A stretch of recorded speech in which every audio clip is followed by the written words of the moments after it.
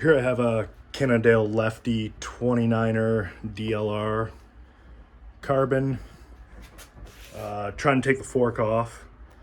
How you do it is first you take off the caliper, take off the front wheel with that 5mm Allen key there after taking off the caliper. Send the wheels off the bike.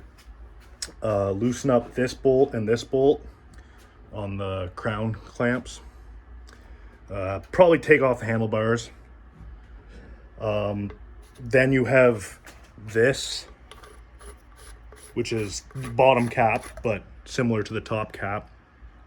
And you're supposed to get a tool that, I think you're supposed to get a tool that rides on the edge of the stem steer tube, because the steer tube's attached to the stem.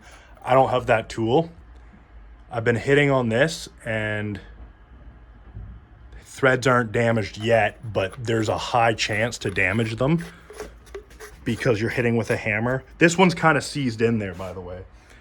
And then hit up lightly on that.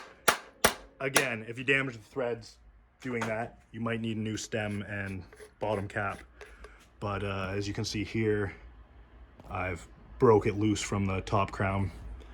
And now I can hit with a hammer on the bottom of the stem, or a rubber mallet, sorry. And it should come off. So I got the steer tube to slide all the way up. I did have to hit on the threads a bit more, but they look okay. Again, I don't recommend doing that. The best way is to get the tool, the punch that rides on that edge. I think that's the tool at least. Or in a perfect world, just hit on the bottom of the stem and it should slide up no problem. The reason this one did not slide up no problem, and I had to actually hit it really hard, was it's corroded. It has a bit of rust there that has bulged out into the bearing, and that it was more the bottom bearing here. It stuck to it pretty well. This should come out much more easily than what I showed you with the hammer. Yeah, it's all apart. You can service the fork now, do whatever, change it out. Yeah, in my situation, before putting this back on, I will clean this up with sandpaper or like a wire wheel to get the rust off, make it nice and polished. And I will also replace these two bearings. I'm going to replace them while I'm in there because they've already started to rust and I don't want this getting stuck again. And when I put it back in, I'm going to grease those. So hopefully it doesn't happen again.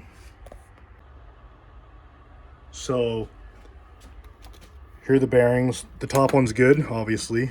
Bottom one, there's that rust on the inside that stopped it from coming out. So there's the bearing number R543DDX1. And these bearings are kind of hard to find. They're called HD169.